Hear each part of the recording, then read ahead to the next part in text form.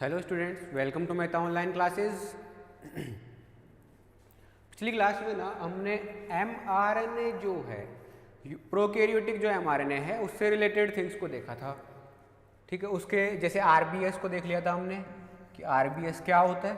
ठीक है, इसको अपन साइन डेलग्रेनो सीक्वेंसेस भी कह देते हैं, जो कि क्या थी AGG थी।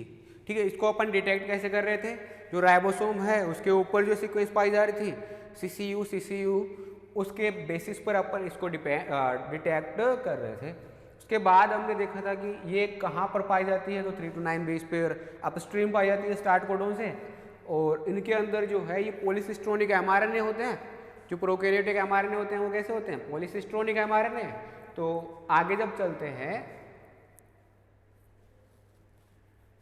तो यहाँ पर जो है अलग अलग टाइप के start codon and stop codon, हर एक जो प्रोटीन है उसके लिए start codon and stop codon आते रहते हैं, आगे आगे अलग अलग आते रहते हैं। उसके बाद अपन बात करते हैं यूकैरियोटिक mRNA की। यूकैरियोटिक mRNA की अपन अगर बात करें, नीचे वाला जो है अपना वो क्या है, यूकैरियोटिक mRNA है।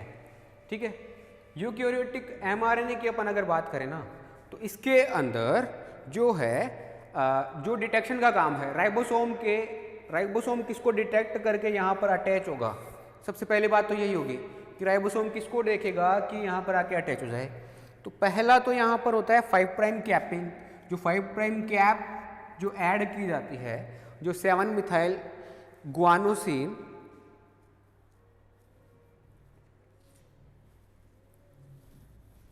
7 methyl guanine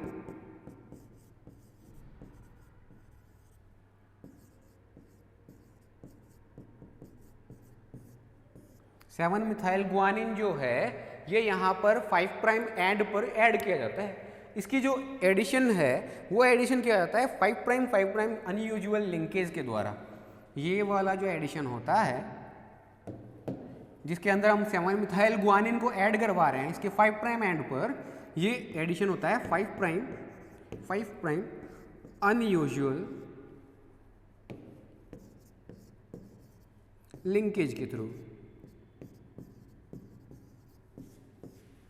5 prime unusual linkage के थ्रू जो है यहाँ पर 7 मिथाइल गुआनिन को ऐड करवाया जाता है।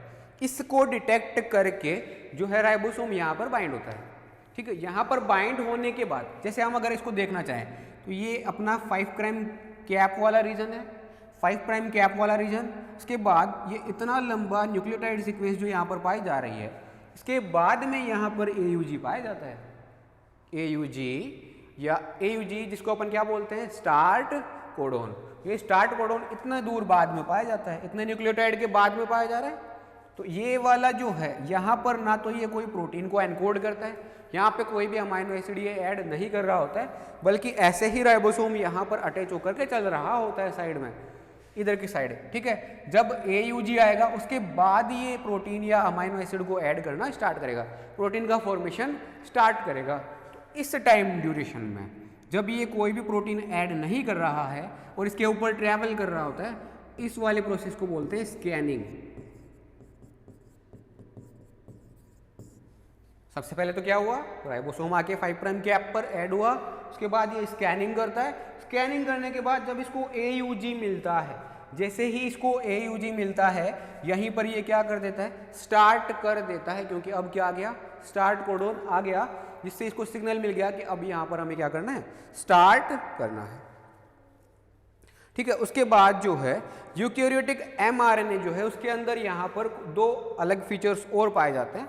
2 अलग फीचर क्या क्या, जो मतलब यहाँ पर जो राइबोसोम ऐड हो रहा है एंड आगे ट्रांसलेशन चल रहा है ना, इसको प्रमोट करने के लिए यहाँ पर 2 सीक्वेंस और पाई जाती है। सबसे पहला तो अपन जैसे देखना चाहें,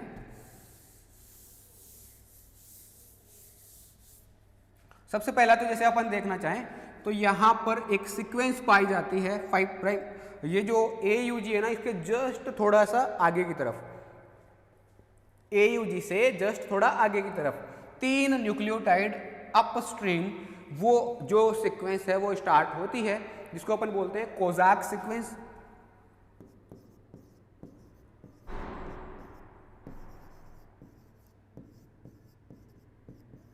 ये कोजाक सीक्वेंस कहाँ से स्टार्ट होती है? जैसे यहाँ पर एक सीक्वेंस लिखी हुई है G या A, इसको मैं इधर लिख के देता हूँ, जैसे G या A, या तो G होगा या तो A होगा, ठीक है। उसके बाद दो न्यूक्लियोटाइड, कोई भी न्यूक्लियोटाइड आ सकता है, जैसे हमारे पास 4 न्यूक्लियोटाइड है ना, 4 में से कोई सा भी न्यूक्लियोटाइड यहाँ पर आ सकता है, ठीक है। तो NN 2 आएंगे न्यूक्लियोटाइड, ठीक है। उसके बाद फिर आएगा अपना स्टार्ट कोडोन AUG, उसके बाद में एक G। ये जो सीक्वेंस है, इस वाली सीक्वेंस को अपन क्या बोल देते हैं? 5 प्राइम टू 3 प्राइम, इसको अपन बोल देते हैं कोजाक सीक्वेंस।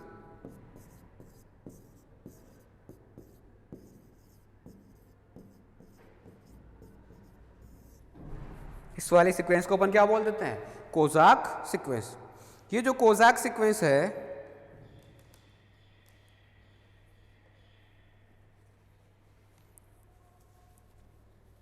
ये जो कोजाक सीक्वेंस है ना, इसके लिए ऐसा माना जाता है कि ये कोई राइबोसोम से इंटरेक्ट नहीं करती।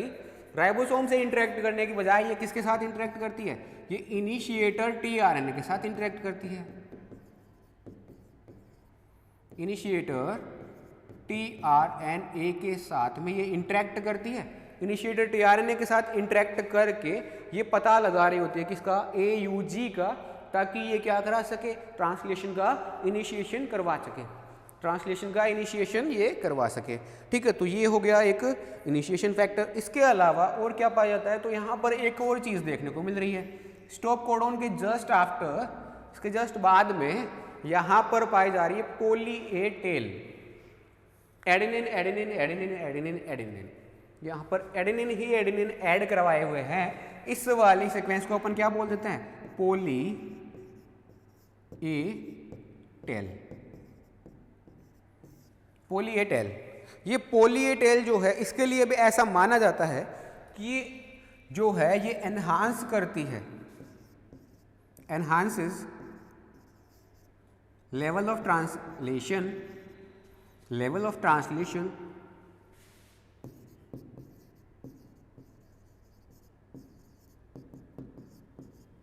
इसके लिए ऐसा माना जाता है कि ये क्या करती है? लेवल ऑफ ट्रांसलेशन को इंक्रीज करती है, एंड जो ट्रांसलेशन इनिशिएशन फैक्टर्स होते हैं उनको रिक्रूट करने में हेल्प करती है, and helps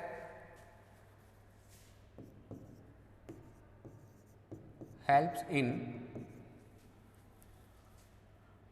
recruitment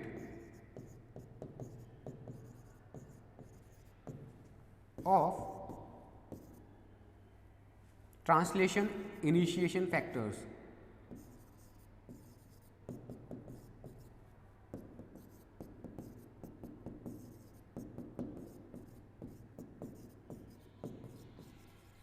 translation initiation factors जो है उनको ये रिक्रूट करने में हेल्प कर रही होती है, ठीक है। तो पोली ए टेल के दो काम देख लिए अपन ने, एक तो ट्रांसलेशन के लेवल को एनहांस करती है, एंड जो ट्रांसलेशन इनिशिएशन फैक्टर्स है उनको रिक्रूटमेंट में, उनके रिक्रूटमेंट में भी क्या कर रही होती है?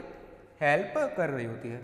इसके अलावा अपन देखें कि 5 प्राइम कैप और 3 प्राइम जो पोली ए टेल पाई जा रही है, ये और क्या काम करते हैं? तो इनके बारे में जैसा ऐसा माना जाता है कि ये दोनों के दोनों जो है यूकैरियोटिक mRNA का जो बहुत जल्दी डिग्रेडेशन हो जाता है उसको प्रिवेंट करते हैं, कि उसका डिग्रेडेशन बहुत जल्दी ना हो और ये बहुत लंबे टाइम तक काम में आ सके, ठीक है। तो ये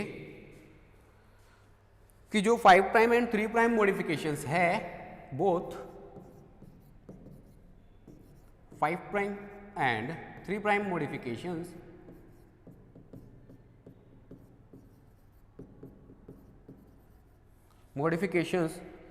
also protect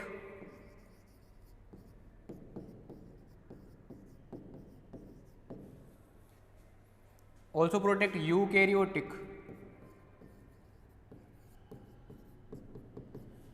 mRNA, eukaryotic mRNA from rapid degradation.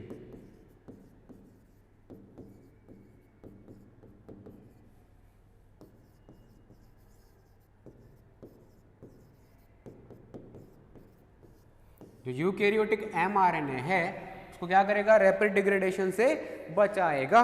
ठीक है, रैपिड डिग्रेडेशन नहीं होने देते हैं। ये दोनों के दोनों जो यहाँ पर पाए जा रहे हैं मॉडिफिकेशंस, ये इसको रैपिड डिग्रेडेशन से बचाते हैं। इसके बाद अपन बात करें किसकी, टीआरएनए मॉलिक्यूल की अगर अपन बात करें,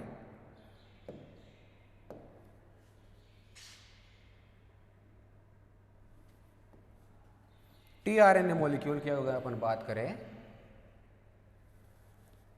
तो ये है अपना टीआरएनए मॉलिक्यूल।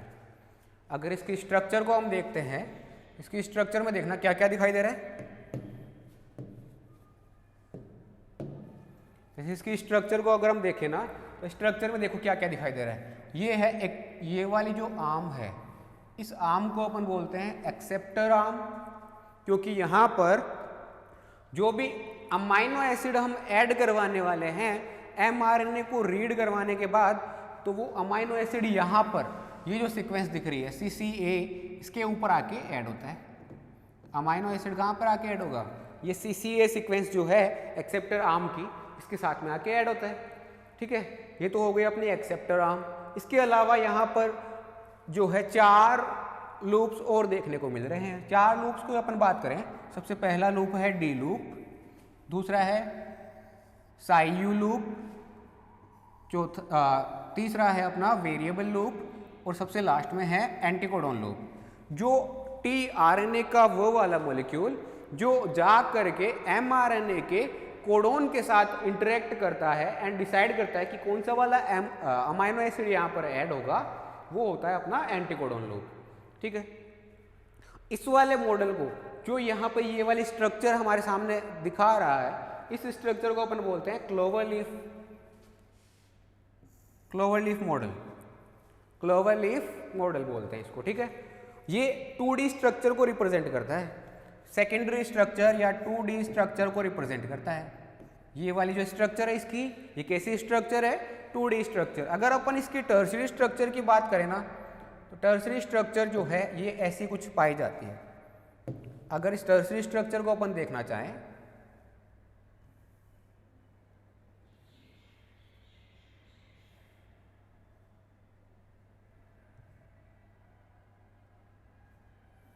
इन दोनों के बीच में अंतर क्या है, तो देखो जैसे 2D स्ट्रक्चर जो थी वो कुछ ऐसे थी। ठीक है, जैसे क्लोवरलीफ या लॉन्ग जो होती है ना हमारी, उसके जैसे स्ट्रक्चर थी।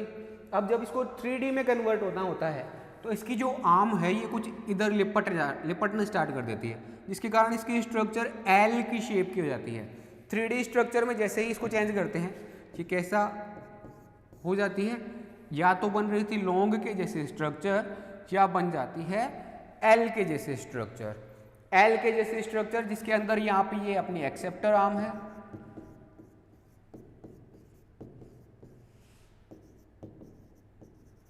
एक्सेप्टर आर्म है। ठीक है, ये जो अपने को ब्लू दिखाई दे रहा है, ये वॉयलेट कलर का जो दिखाई दे रहा है, ये अपना हो गया डी लूप। ये जो ऑरेंज कलर का दिखाई दे रहा है, ये अपना हो गया वेरिएबल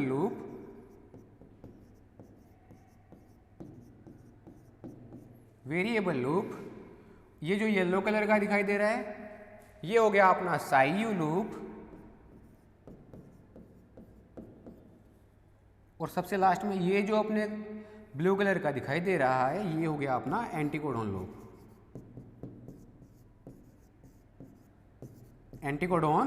लूप। ऐसे जो है ये सारे के सारे लूप जो है इस अरेंजमेंट में आ जाते हैं।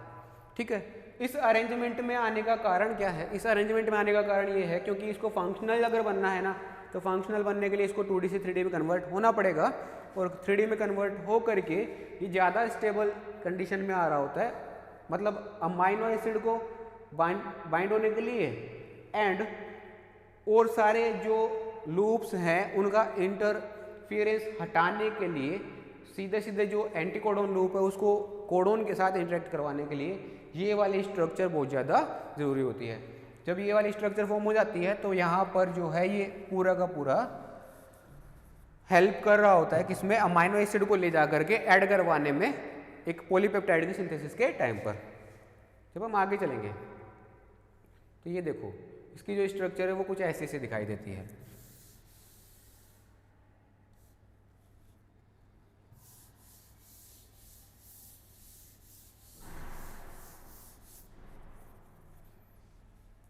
इसके बाद अपन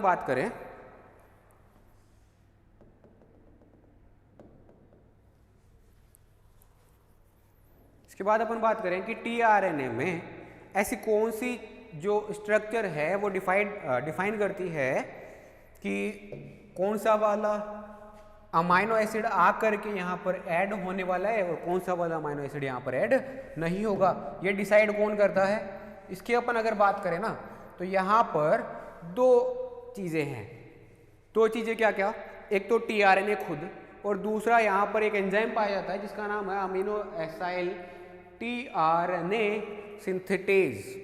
अमीनो एसाइल टीआरएनए सिंथेटेज एक एंजाइम है जो क्या कर रहा होता है, यहाँ पर रिकॉग्निशन में हेल्प कर रहा होता है टीआरएनए की। टीआरएनए को कौन से वाले अमाइनो एसिड के साथ ऐड होना है इसके लिए हेल्प कर रहा होता है।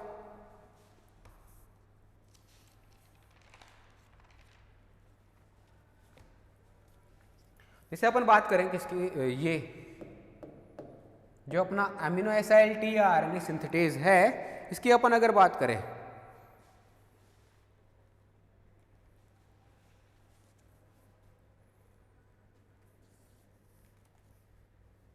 अमीनो एसाइल टीआरएनए सिंथेटेज की अपन अगर बात करें तो अमीनो एसाइल टीआरएनए सिंथेटेज जो है वो क्या कर रहा होता है। सबसे पहले तो ये क्या करेगा, एक अमीनो एसिड को लेके आएगा और इसके साथ में एटीपी को ऐड करवाता है। एटीपी का एडिशन होता है अमीनो एसिड के साथ में, ठीक है। इससे क्या होगा, एडिनाइलेटेड अमाइनो एसिड का फॉर्मेशन होता है। क्या बन गया, एडिनाइलेटेड अमाइनो एसिड। ये एडिनाइलेटेड अमाइनो एसिड जब बनता है तो इस वाले फॉर्मेशन में दो फॉस्फेट या पायरोफॉस्फेट इसको अपन बोल देते हैं, ये पायरोफॉस्फेट जो है यहाँ से रिमूव हो जाता है। ये एडिनाइलेटेड अमीनो एसिड जो है अब इसका एडिशन जो है ये टीआरएनए के 3' OH जो CCA सीक्वेंस का 3' OH ग्रुप था उसके ऊपर इसका ट्रांसफर करवाया जाता है। अब जब इसका ट्रांसफर करवाते हैं तो इसका जो बॉन्ड ब्रेक होता है वो यहाँ से होता है। इसका जो बॉन्ड ब्रेक होता है वो कहाँ से होता है, यहाँ से होता है। यहाँ पर बॉन्ड ब्रेक होने से एक तो मिलता है हमें AMP एडेनिन मोनोफॉस्फेट एडिनाइलिल मोनोफॉस्फेट, ठीक है। ADP बन गया, सॉरी AMP बन गया मोनोफॉस्फेट। उसके बाद ये एक स्ट्रक्चर हमें मिलती है जिसको अपन क्या बोल रहे हैं, अमीनो एसाइल टीआरएनए, क्योंकि यहाँ पर एक अमीनो ग्रुप जो है यहाँ पर इसके CCA के एडेनिन के साथ में आ करके बॉन्ड बना लेता है जो कि एक हाई एनर्जी बॉन्ड होता है, अब इस कंडीशन में जो टीआरएनए है इसको अपन बोल देते हैं चार्ज्ड टीआरएनए, ठीक है।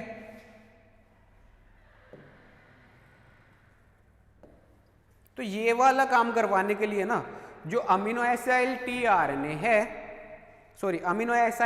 टीआरएनए सिंथेटेज जो है एंजाइम, ये एंजाइम जो है पहले डिटेक्ट करता है किस पर, ये जो डीएनए है ये अपना जो टीआरएनए है इस टीआरएनए के ऊपर पहले तो पाई जाती है 3' CCA सीक्वेंस और जस्ट इसके पीछे की तरफ एक बेस पाया जाता है। इसको अपन बेस को बोल देते हैं डिस्क्रिमिनेटर बेस।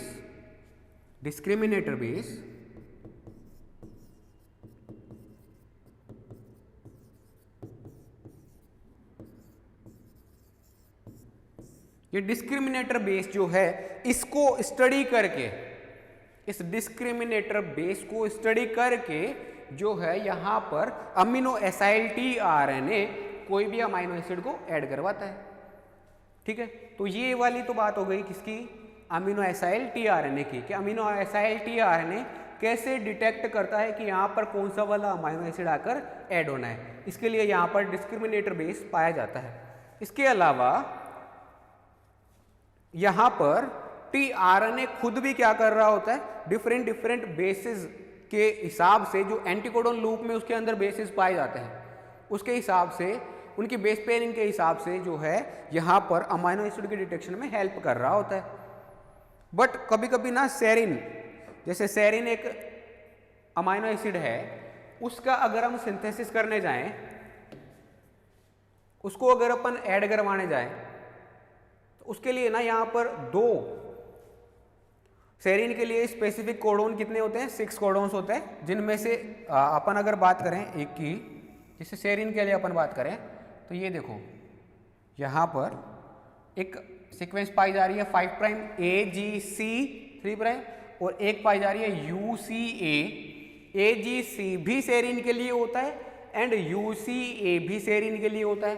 तो जब 2 कोडोन यहाँ पर पाए जा रहे हैं तो एंटी कोडोन ना थोड़ा कंफ्यूज हो जाता है। तो इस चीज को डिस्क्रिमिनेट करने के लिए एक दूसरे टाइप का चीज चाहिए होता है, जो क्या है? tRNA synthetase, amino acid tRNA synthetase, जो रिकॉग्नाइज करता है कहाँ पर? वहाँ पर डिस्क्रिमिनेटर बेस के बेसिस पर वहाँ पर डिस्क्रिमिनेट कर रहा होता है कि यहाँ पर कौन सा वाला अमीनो एसिड मैं ऐड करूँ और कौन सा वाला नहीं करूँ।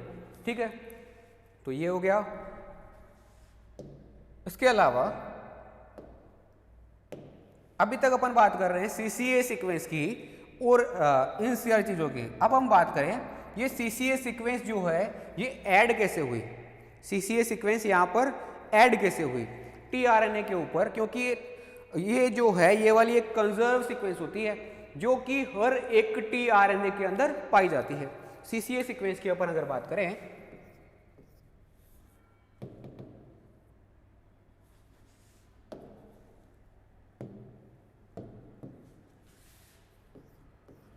CCA sequence is a universally conserved sequence.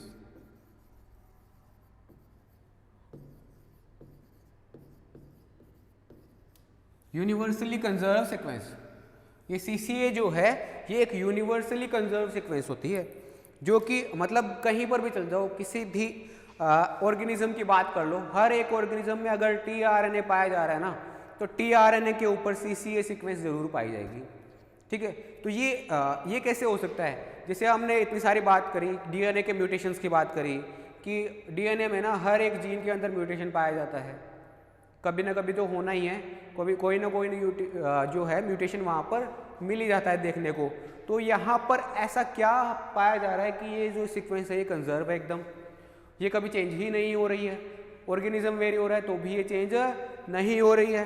तो इसके लिए ना यहाँ पर ये होता है, बात ये ऐसे हुई कि जैसे tRNA का जब सिंथेसिस होता है तो वहाँ पर CCA सीक्वेंस नहीं पाई जाती, तब वहाँ पर CCA सीक्वेंस नहीं पाई जाती। ये CCA सीक्वेंस जो है ये बाद में ऐड करी जाती है, बाद में ऐड करी जाती है। किसके द्वारा ऐड करी जाती है? तो यहाँ पर ऐड करवाने के लिए CCA एडिंग एंजाइम होता है, एक एंजाइम होता है जिसको अपन क्या बोलते हैं? CCA adding enzyme.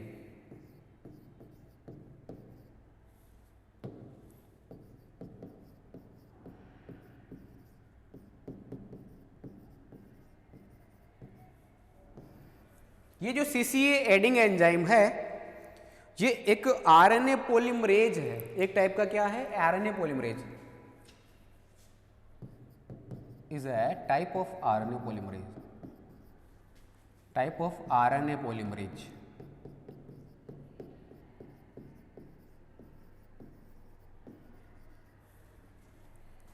that do not have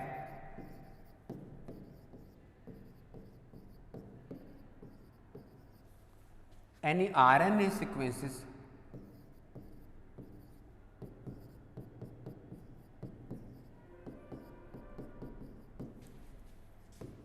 DNA complementary sequences।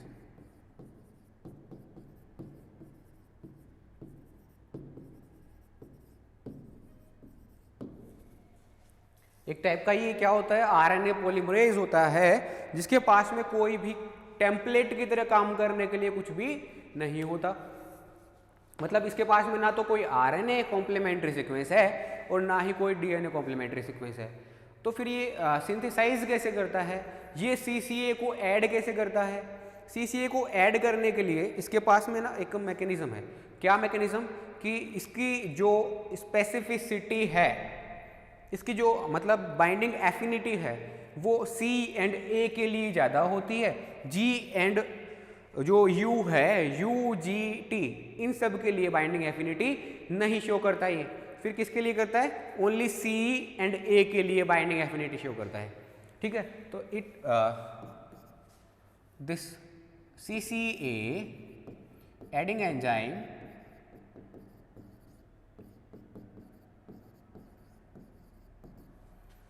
have binding affinity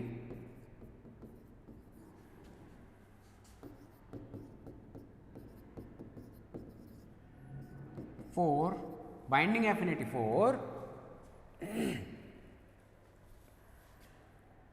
binding affinity only for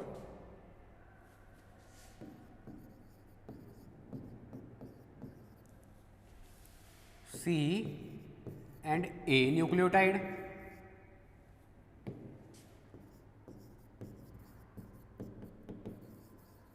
but do not show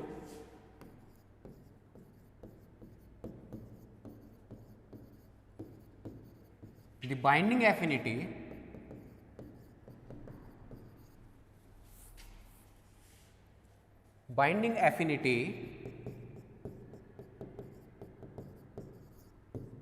for G and U या T। ठीक है, इनके लिए जो है ये बाइंडिंग एफिनिटी शो नहीं करता। फिर किसके लिए करता है? C एंड A के लिए। C और A के लिए ही बाइंडिंग एफिनिटी शो कर रहा है। चलो ये भी कोई जवाब नहीं हुआ कि C और A के लिए ही बाइंडिंग एफिनिटी शो कर रहा है, फिर भी यहाँ पर CCA सीक्वेंस ही क्यों पाई जा रही है? ये AAC क्यों नहीं हो जाती? CCA सीक्वेंस ही क्यों पाई जा रही है? ये ACA क्यों नहीं हो जाती? इसके लिए भी जवाब है। इसके लिए जवाब ये है कि जैसे ये जो है 3 प्राइम एंड पर जब आता है एंजाइम, 3 प्राइम एंड पर जब आता है ये एंजाइम, तो इसके पास में जो है जब ये पहली बार ऐड होगा टीआरएनए के 3 प्राइम एंड पर, तब इसके लिए जो एफिनिटी है वो C के लिए ज़्यादा होती है।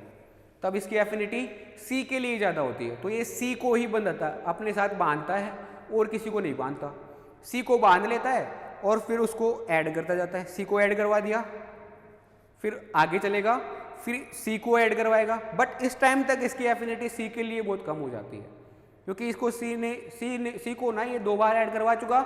इसके बाद इसकी एफिनिटी बहुत ही कम हो जाती है C के लिए। अब इसकी एफिनिटी बढ़ जाती है किसके लिए? A के लिए। अब इसकी एफिनिटी किसके लिए बढ़ गई? A के लिए बढ़ गई। तो जैसे ही ये दूसरा C ऐड करवाता है, इसकी एफिनिटी खत्म, C के लिए एफिनिटी खत्म और A के लिए एफिनिटी बढ़ जाती है। और ये जैसे ही फिर A को ऐड करवाता है, A को ऐड करवाते ही इसकी एफिनिटी खत्म हो जाती है।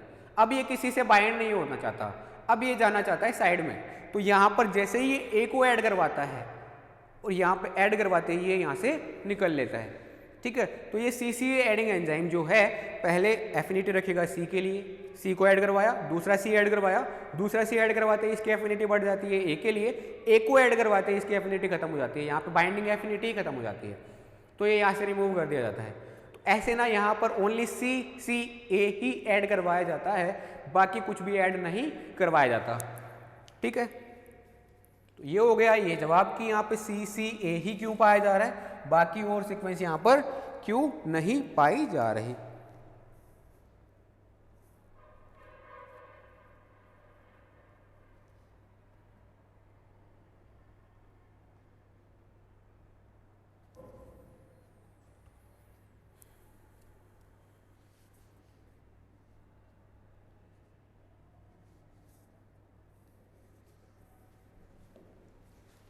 CCA सीक्वेंस को देखने के बाद अब अगर अपन देखें आगे की तरफ कि टीआरएनए में जो अदर स्ट्रक्चर्स पाई जा रही है उनका क्या क्या रोल है, तो जैसे इसके अंदर 5 जो लूप पाए जा रहे थे, 5 अलग अलग टाइप की स्ट्रक्चर पाई जा रही थी टीआरएनए में, उन सबको देखना चाहें अपन अगर, सबसे पहले देखते हैं अपन कौन सा वाला, एक्सेप्टर आर्म को।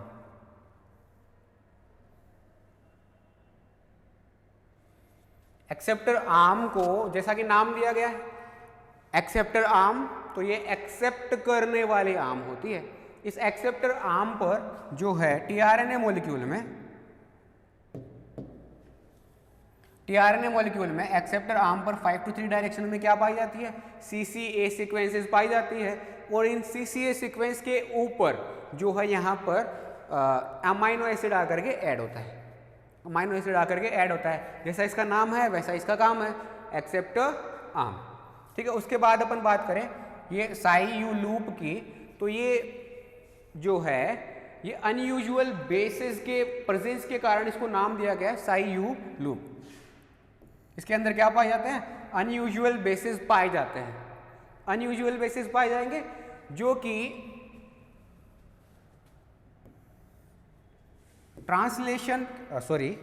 ट्रांसक्रिप्शन के टाइम पर ये इसके साथ नहीं आए होते हैं। ये जो साई यू लूप जो है अपना, ये साई यू लूप ट्रांसक्रिप्शन के टाइम पर नहीं बनता इसके अंदर जो है बाद में बेसिस के मॉडिफिकेशन के द्वारा यहाँ पर साई यू लूप बनाए जाते हैं। यहाँ पे 2 टाइप के बेसिस को नया ऐड किया जाता है, कौन कौन से, जैसे टी साई यू सी जी, ये इसके अंदर सीक्वेंस पाई जाती है। 5 to 3 अगर सीक्वेंस की अपन बात करें तो यहाँ पर क्या सीक्वेंस पाई जाती है, टी साई यू जी सी। और यहाँ पर ये साई यू जो पाया जा रहा है बीच में, इसी के कारण इसको क्या बोल देते हैं, साई यू लूप। ठीक है, उसके बाद अपन बात करें डी लूप, अगला जो है डी लूप। इसके अंदर जैसा कि इसका नाम है डी लूप, इसके अंदर पाया जाता है डिहाइड्रो यूरिडीन। एक यूरिडीन या यूरिडीन जो न्यूक्लियोटाइड पाया जा रहा था उसको मॉडिफाई करके उसको बना दिया जाता है डाइहाइड्रो यूरिडीन, इसलिए इसको नाम दे दिया हमने क्या, डी लूप, क्योंकि इसके अंदर क्या पाए जाते हैं, डाइहाइड्रो यूरिडीन्स पाए जाते हैं इसलिए। ठीक है, उसके बाद में अपना अगला है एंटीकोडोन लूप। ये एंटीकोडोन लूप जो है ये एमआरएनए के ऊपर पाए जाने वाले कोडोन सीक्वेंस के अपोजिट या कॉम्प्लीमेंट्री सीक्वेंसेस रखता है, इसलिए इसको क्या बोल देते हैं, एंटीकोडोन लूप। ठीक है, एंटीकोडोन लूप। उसके बाद इसके बाद लास्ट में आ रहा है इसका वेरिएबल लूप। ये वेरिएबल लूप जो है इसके अंदर जो बेसिस का साइज है, वेरिएबल लूप जो है ये बार बार अपनी साइज को कन्वर्ट करता रहता है। टीआरएनए टू टीआरएनए इसकी साइज जो है वेरी होती रहती है, अलग अलग टाइप के टीआरएनए में इसकी साइज बदलती रहेगी। जैसे कितने से कितने तक वेरी करती है, 3 to 21 बेसिस इसके अंदर इसकी साइज वेरी करती रहती है। ठीक है, तो ये हो गई इसकी जो अलग अलग टाइप के लूप्स पाए जा रहे हैं उनकी बात। उसके बाद अपने लास्ट में सबसे लास्ट में टॉपिक आता है क्या, राइबोसोम। उसके बाद सबसे लास्ट में क्या टॉपिक आता है, राइबोसोम। राइबोसोम की अगर अपन बात करें ना तो राइबोसोम क्या होता है, राइबोसोम ये आरएनए एंड प्रोटीन से मिलके बना हुआ एक जो कंपोनेंट है, एक कंपोनेंट है। ठीक है, जो क्या करता है, प्रोटीन के सिंथेसिस में हेल्प कर रहा होता है। एमआरएनए को रीड करके ये बताता है कि इसके अंदर क्या प्रोटीन, कौन सी वाली प्रोटीन कहाँ पर ऐड होनी है। ठीक है, ऐसे ये बता रहा होता है। इसके बाद इसके अंदर जो है जैसे प्रोकैरियोटिक अगर राइबोसोम की बात करें तो प्रोकैरियोट में जो राइबोसोम होते हैं वो 70S टाइप के होते हैं, 70S टाइप के होते हैं। 70S टाइप से मतलब यहाँ पर जो है इसकी जो लार्ज सब यूनिट है 50S और स्मॉल सब यूनिट होती है 30S। टोटल मिला के 80S नहीं होता, ये होता है 70S। ठीक है, ऐसे ही अगर यूकैरियोटिक राइबोसोम की बात करें तो उसके अंदर जो है लार्ज सब यूनिट होती है 60S और स्मॉल सब यूनिट होती है 40S। ऐसे टोटल मिला के कितना 100S नहीं 80S। ये तो हो गया कितना 70S और ये हो गया कितना 80S। राइबोसोम यहाँ पर देखने को हमें मिलते हैं, जिसके अंदर एक तो है स्मॉल सब यूनिट, ये जो हमें दिखाई दे रही है इसको बोलते हैं अपन स्मॉल सब यूनिट। इसके बाहर की तरफ ये वाली जो है इसको अपन बोलते हैं लार्ज सब यूनिट। ठीक है, जब प्रोकैरियोटिक अगर हम ट्रांसलेशन की बात करें, प्रोकैरियोटिक ट्रांसलेशन की बात करें तो इसके अंदर जो है किसी भी प्रकार का कोई मॉडिफिकेशन नहीं होता एमआरएनए के अंदर। ये एमआरएनए साइटोसोल में ही बन रहे होते हैं क्योंकि वहाँ पर कोई अलग से न्यूक्लियर एनवेलप पाया नहीं जाता। तो यहाँ पर जो है डीएनए के जैसे जैसे एमआरएनए बनता रहता है उसी के साथ में आगे आगे आरएनए पॉलीमरेज बनता रहता है। ये आरएनए पॉलीमरेज है अपना, आगे आगे आरएनए पॉलीमरेज चलता रहता है और पीछे पीछे राइबोसोम इसको एनकोड करते रहते हैं, ट्रांसलेट करते रहते हैं और प्रोटीन का फॉर्मेशन करते रहते हैं। ठीक है, ये तो हो गया किसका, प्रोकैरियोटिक के बाद। बट यूकैरियोटिक में अगर हम बात करें ना, तो यूकैरियोटिक में जो है यहां पर मॉडिफिकेशन पाए जाते हैं और जो एमआरएनए है अपना, ये प्रॉपर न्यूक्लियर एनवेलप के बाहर भेजा जाता है और वहां पर जाकर के इसका ट्रांसलेशन होता है। जब ट्रांसक्रिप्शन जो है वो होगा न्यूक्लियस के अंदर और ट्रांसलेशन होगा साइटोसोल के अंदर। जब ये दोनों अलग अलग प्लेस पर हो रहे हैं तो यहाँ पर क्या आरएनए पॉलीमरेज आगे आगे और राइबोसोम पीछे पीछे चलेगा? नहीं, ऐसा कुछ नहीं होगा। फिर क्या होगा, फिर यहाँ पर ना आरएनए को मॉडिफाई करने के बाद उसको भेज दिया जाता है कहाँ पर, आगे साइटोप्लाज्म में, और फिर वहाँ पर जाकर के उसकी प्रॉपर जो है प्रोटीन का फॉर्मेशन वहाँ पर करवाया जाता है। अच्छा, एक चीज़ है, जैसे आरएनए पॉलीमरेज ने कोड कर दिया एमआरएनए को, ठीक है, वो एमआरएनए बन गया। अब उसके ऊपर एक ही राइबोसोम थोड़ी अटैच रहता है, एक राइबोसोम अटैच हो गया, उसके बाद उसके पीछे दूसरा, उसके बाद तीसरा, उसके बाद चौथा, ऐसे कई सारे राइबोसोम एक एमआरएनए के ऊपर अटैच रह सकते हैं।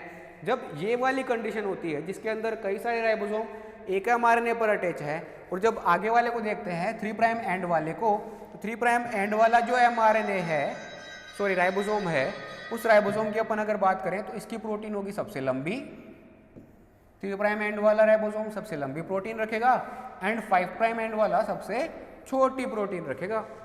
जब ऐसी कंडीशन यहाँ पर पाई जा रही है तो इस कंडीशन को अपन बोल देते हैं polyribosome.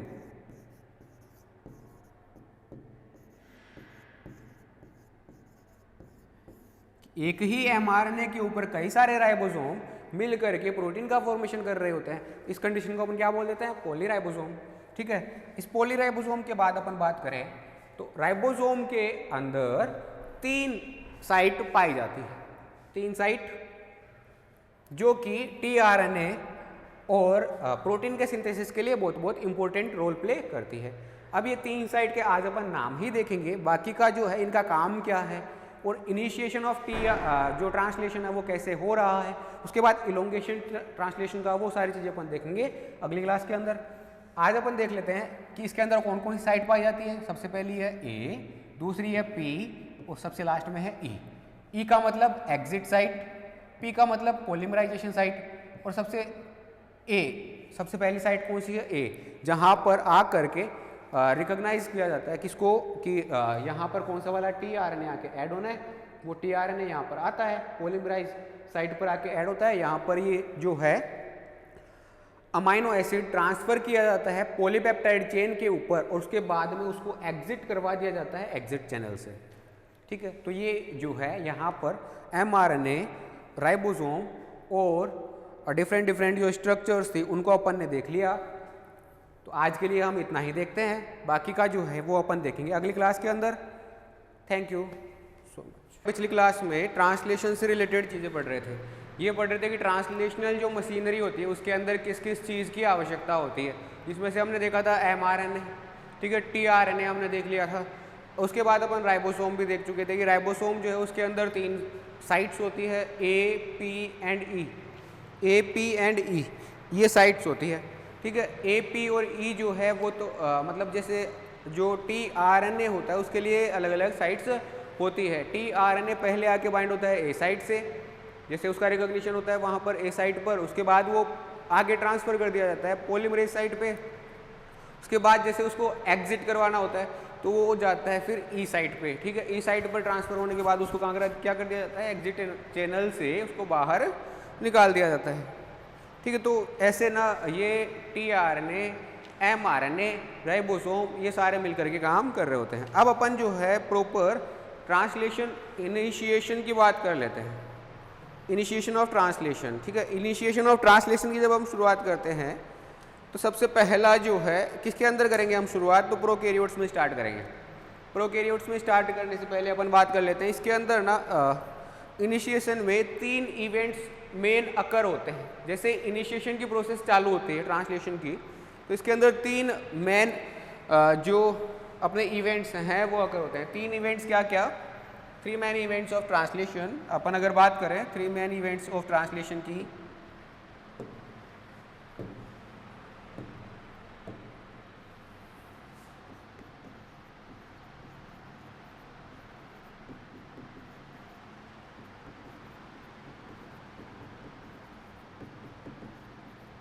Translation initiation,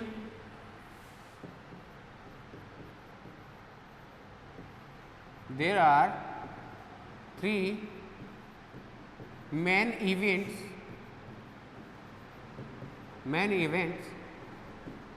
of translational initiation. Translation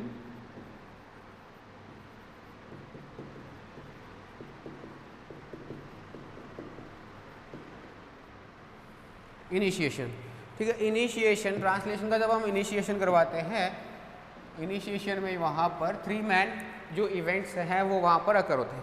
3 main events में क्या क्या कि सबसे पहला तो राइबोसोम को रिक्रूट करवाना होता है। एमआरएनए के ऊपर सबसे पहला इवेंट क्या होगा, राइबोसोम को रिक्रूट करवाना, ठीक है।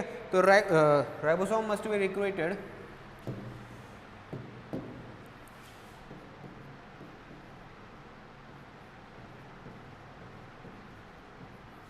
Ribosome must be recruited to the mRNA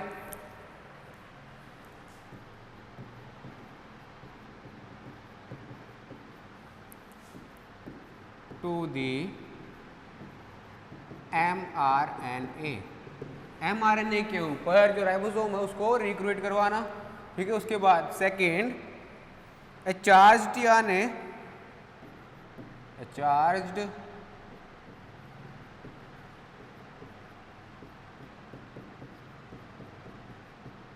tRNA must be placed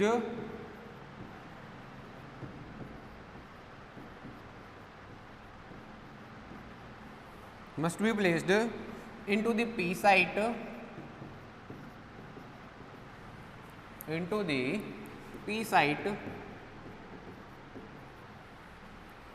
of ribosome.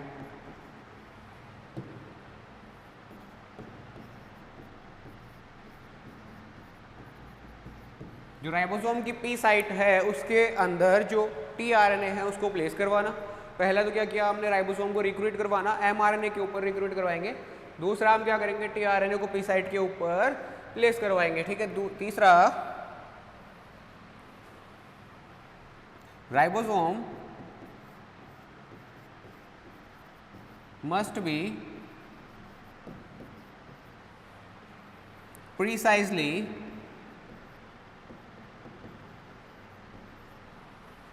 positioned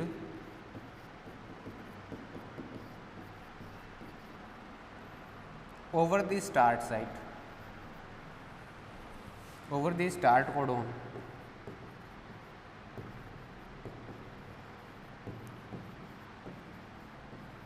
जो स्टार्ट कोडोन है उसके ऊपर क्या करना, राइबोसोम को ले जाकर पोजिशनड करना, यानी उसकी पोजीशन को फिक्स करना। राइबोसोम की राइबोसोम को स्टार्ट कोडोन के ऊपर ले जाकर के फिक्स करना, ठीक है। ये 3 स्टेप्स अपन ने यहाँ पर काम में लिए हैं, 3 इवेंट्स यहाँ पर अकर होते हैं।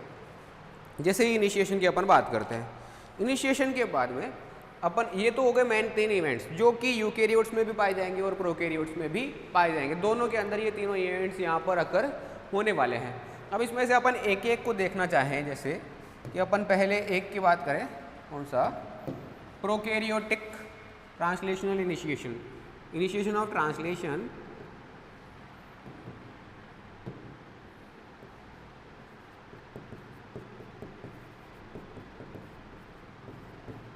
of translation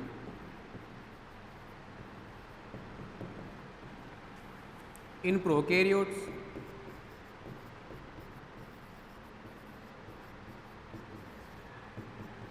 प्रोकैरियोट्स में इनिशिएशन ऑफ ट्रांसलेशन की अपन बात करें तो प्रोकैरियोट्स में ना इनिशिएशन करवाने के लिए सबसे पहले अपन एक एक स्टेप बाय स्टेप अगर इसको देखना चाहें, स्टेप बाय स्टेप अगर अपन इसको देखना चाहें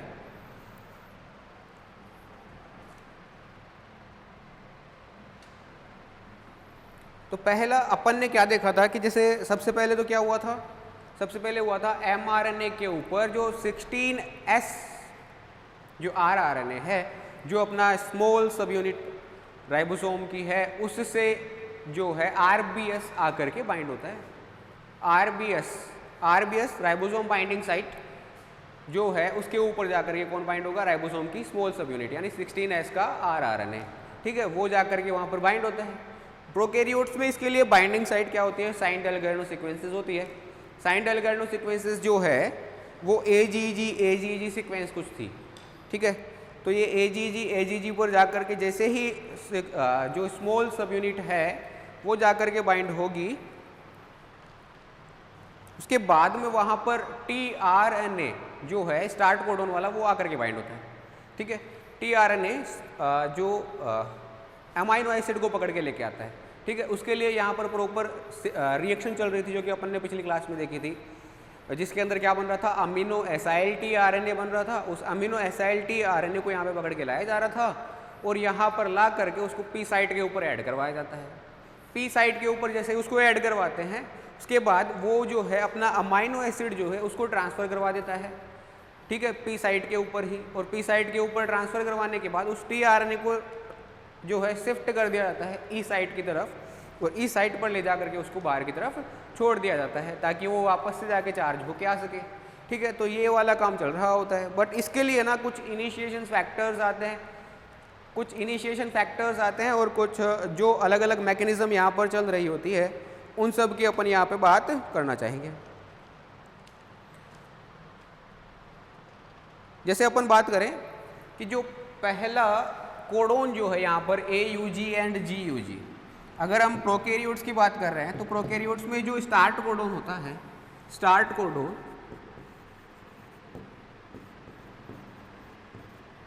प्रोकैरियोट्स में जो स्टार्ट कोडोन होता है, ये स्टार्ट कोडोन जो है क्या होता है, या तो AUG होता है या GUG होता है।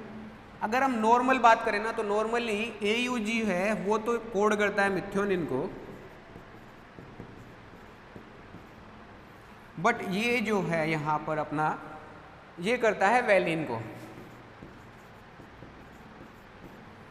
वैलिन को कोड करता है। नॉर्मल कंडीशन में अगर अपन देखें तो यहाँ पर GUG और AUG जो है दोनों अलग अलग अमाइनो एसिड को कोड कर रहे होते हैं।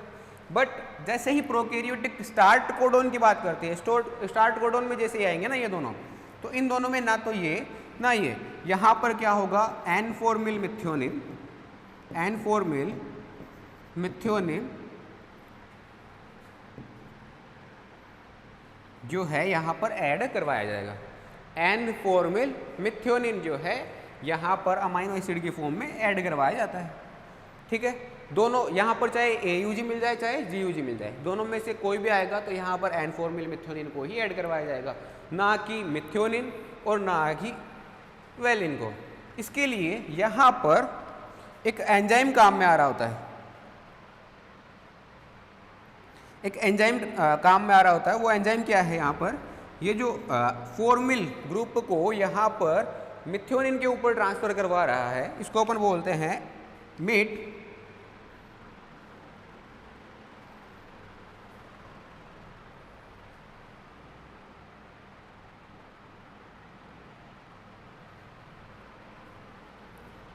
MIT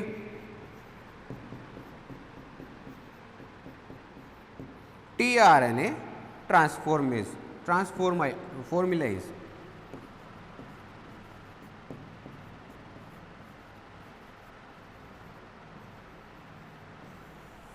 MIT tRNA ट्रांसफॉर्मेलाइज ये क्या करेगा, यहाँ पर 4-मिल ग्रुप को ऐड करवाएगा मिथ्योनिन के ऊपर, tRNA के ऊपर जो मिथ्योनिन ग्रुप ऐड है, मिथ्योनिन अमाइनो एसिड जो ऐड है उसके ऊपर 4-मिल ग्रुप को यहाँ पर ऐड करवाता है। ये यहाँ पर एंजाइम जो है काम में आता है। इसके बाद जो N4-मिल मिथ्योनिन यहाँ पर हमें मिला है, ये क्या हर एक अमीनो जो भी प्रोटीन के हमें पेप्टाइड देखने को मिलेगी, क्या सभी पेप्टाइड में यहाँ पर देखने को मिलता है क्या मिथ्योनिन? मतलब अगर स्टार्ट कोडोन यही है तो हर एक प्रोटीन के लिए स्टार्ट कोडोन की तरह काम यही करने वाला है, तो हर एक प्रोटीन में मिलना चाहिए। बट वहाँ पर जो है हर एक प्रोटीन के अंदर ये नहीं मिलता है।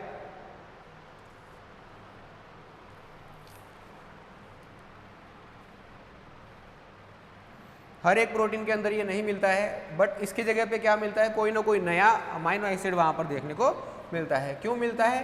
क्योंकि यहाँ पर एक अदर एंजाइम आता है काम में, क्या, एक तो फॉर्मिलेज, डिफॉर्मेज,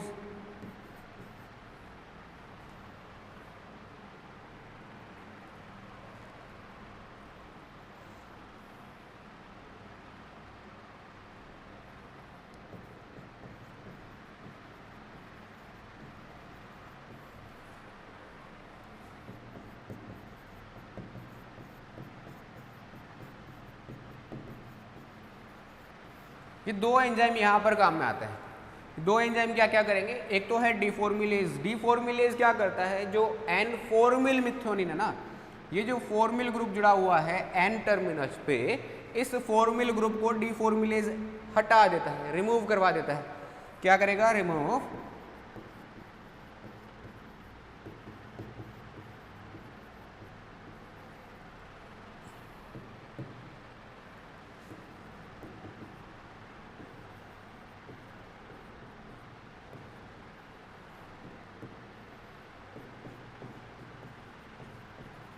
remove formyl group from N-formyl methionine,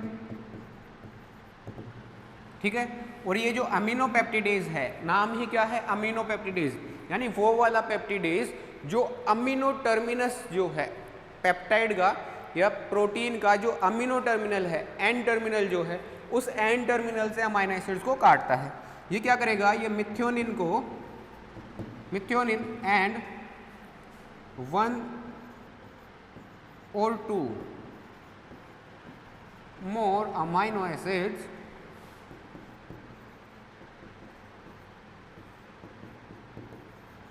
को ये काट देता है, ठीक है।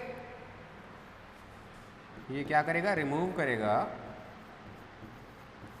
Remove methionine and 1 or 2 more amino acids, ठीक है। इनको ये सारे ये क्या करते हैं, रिमूव करवा देते हैं। अब जब यहाँ पर मिथ्योनिन को रिमूव करवा दिया गया है, ठीक है, मिथ्योनिन को अगर हमने रिमूव करवा दिया है, तो ये कोई ज़रूरी थोड़ी है कि अगले जो अमाइनो एसिड आ रहे हैं वो हर एक प्रोटीन में सेम हो, वो अलग अलग हो सकते हैं। तो इसीलिए ना अलग अलग प्रोटीन के लिए एन टर्मिनल जो होता है वो अलग अलग होता है, ठीक है, सब के लिए सेम नहीं होता।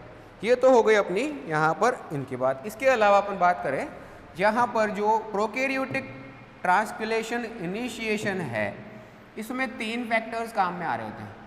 3 मेन इनिशिएशन फैक्टर्स यहाँ पे काम में आ रहे होते हैं।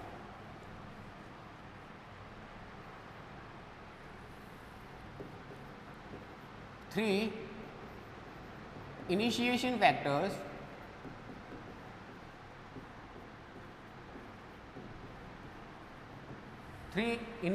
factors direct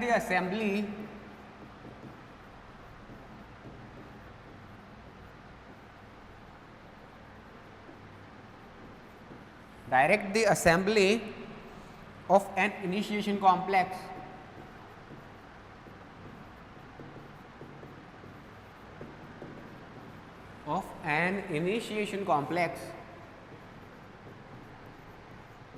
जो यहाँ पे हमें इनिशिएशन कॉम्प्लेक्स देखने को मिल रहा है, उस सारे के सारे इनिशिएशन कॉम्प्लेक्स की असेंबली जो है उसको करवाने के लिए यहाँ पे हमें 3 इनिशिएशन फैक्टर्स की ज़रूरत पड़ती है। 3 इनिशिएशन फैक्टर्स क्या क्या, सबसे पहला जो है अपना वो है IF1 prokaryotic initiation factor first, prokaryotic initiation factors first.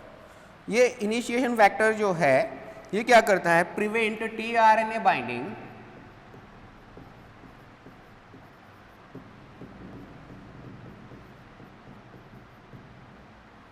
prevent tRNA binding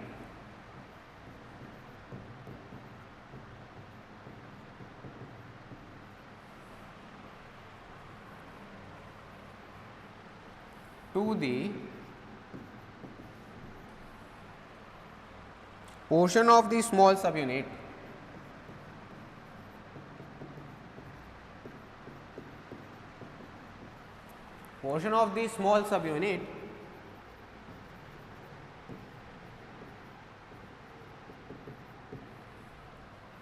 that will become part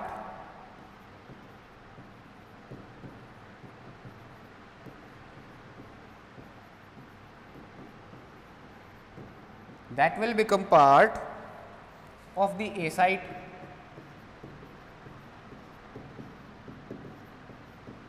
जो A साइट है उस A साइट से बंधन, A साइट जो बनने वाला पोर्शन है इस राइबोसोम का, राइबोसोम की स्मॉल सब यूनिट का, उस पोर्शन के ऊपर tRNA की बाइंडिंग को प्रिवेंट करता है। मतलब वहाँ पर अगर tRNA बाइंड नहीं होना चाहिए तो फिर कहाँ होना चाहिए, वो जाकर के बाइंड होना चाहिए P साइट के ऊपर, ठीक है। तो उसको वहाँ से A साइट पर बंधने नहीं देता, जिससे कि वो जा करके कहाँ जाके बंध सके, tRNA जो है वो बंध सके P साइट के ऊपर, ठीक है। ये तो हो गया पहला काम और पहला फैक्टर। दूसरा अपन बात करें IF2 initiation factor second,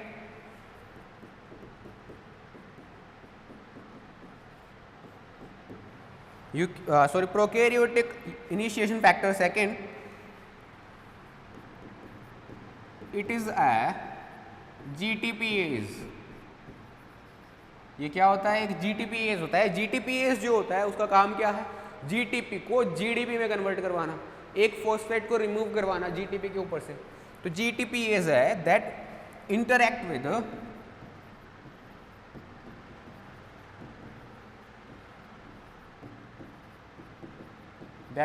with three की components, थ्री की components,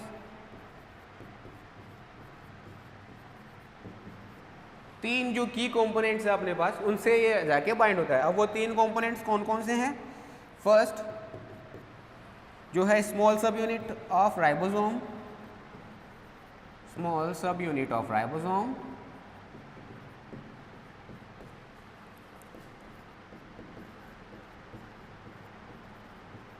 राइबोसोम की जो स्मॉल सब यूनिट है वो। दूसरा हो गया अपना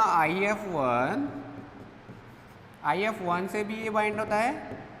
एंड थर्ड हो गया अपना charge initiator tRNA, charged initiator tRNA, जो चार्ज इनिशिएटर tRNA है उससे भी ये बाइंड होता है। तो ऐसे तीन जो अपने की कंपोनेंट्स हैं उनसे जाके बाइंड रहता है। By interacting these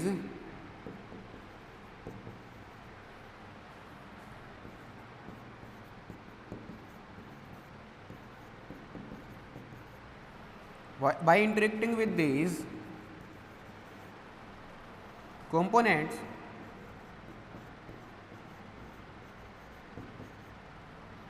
IF2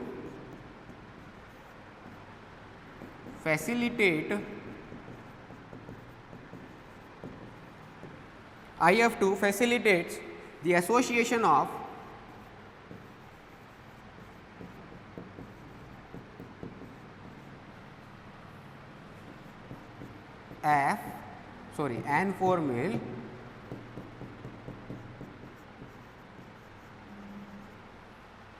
N4-mil methionine tRNA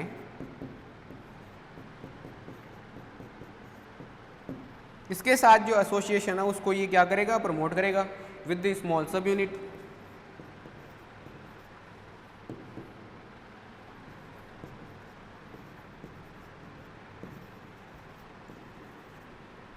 with the small सब यूनिट,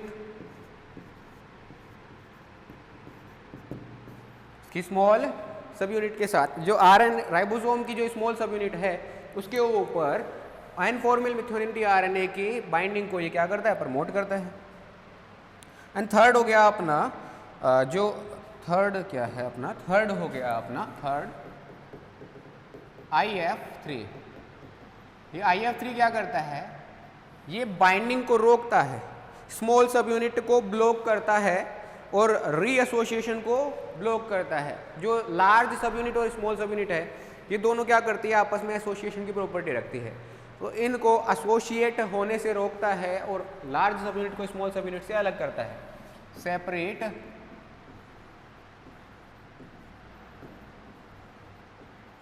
लार्ज एंड स्मॉल सब यूनिट,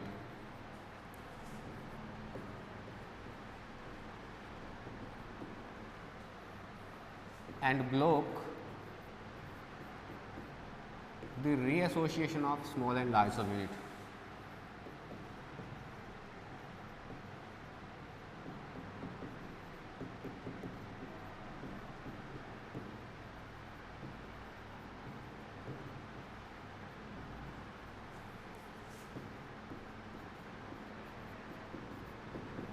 स्मॉल एंड लार्ज सब यूनिट जो है उनके रीएसोसिएशन को क्या कर देगा? ब्लॉक कर देगा। ऐसे कुछ ये यहाँ पर काम कर रहा होता है। इसके बाद अपन इसको डायग्रामेटिक मोड में समझना चाहें, डायग्रामेटिकली अगर इसको समझना चाहें हम, अगर इसको डायग्रामेटिकली हम समझना चाहें तो कुछ इस तरह से समझ सकते हैं, जैसे हमारे सामने ये डायग्राम है।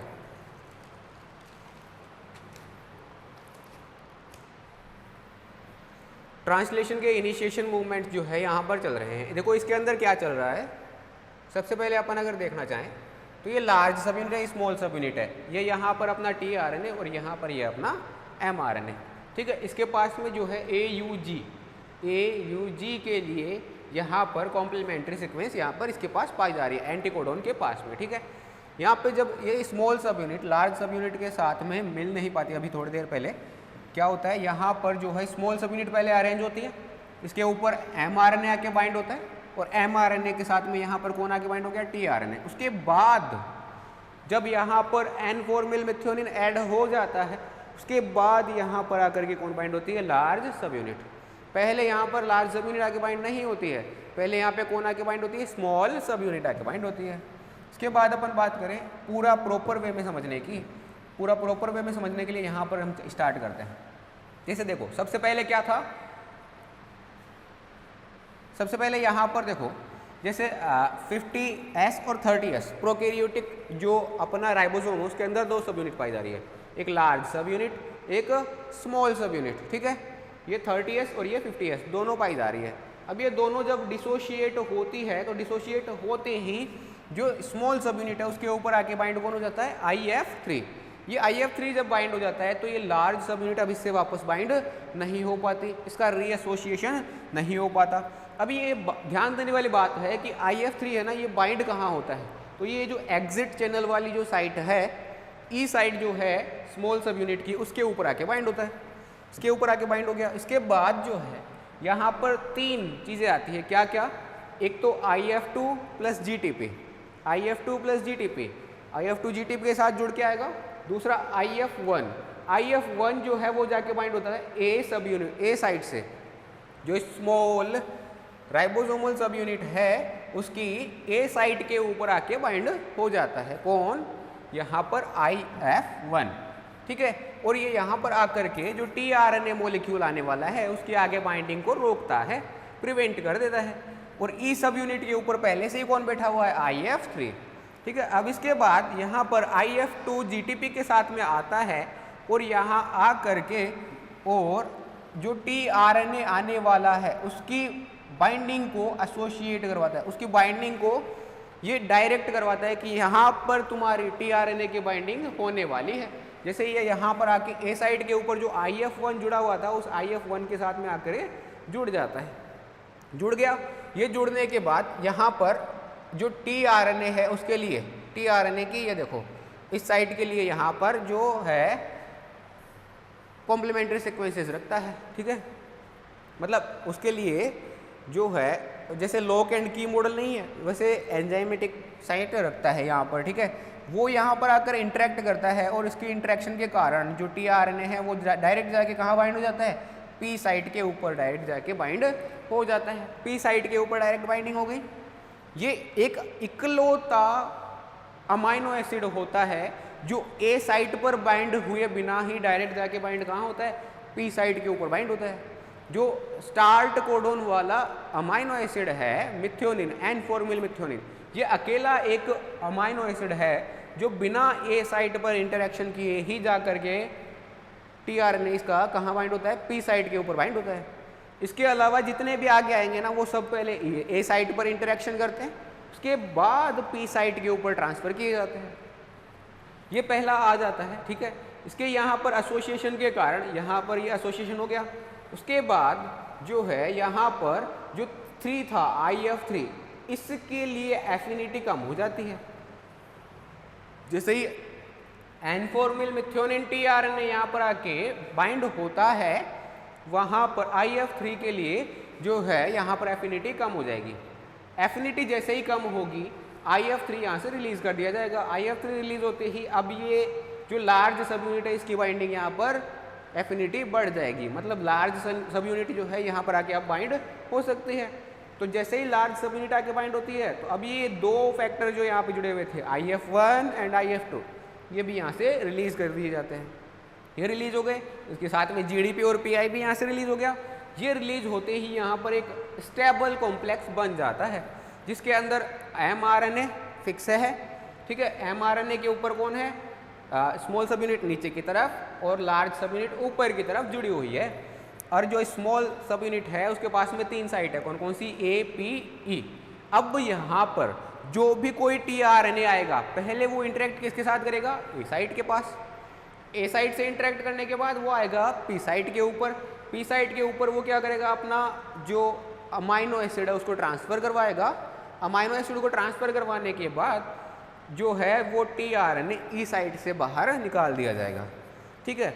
ये जो है पूरी की पूरी प्रोकैरियोटिक जो ट्रांसलेशन है उसकी कहानी यहाँ पर हमने देखी। तो ये प्रोकैरियोटिक इनिशिएशन जो है कुछ इस टाइप से हो रहा होता है, इसको आज हमने समझ लिया है। इसके बाद जो यूकैरियोटिक ट्रांसलेशन इनिशिएशन है ये अपन देखते हैं अगली क्लास के अंदर। तब तक के लिए गुड बाय।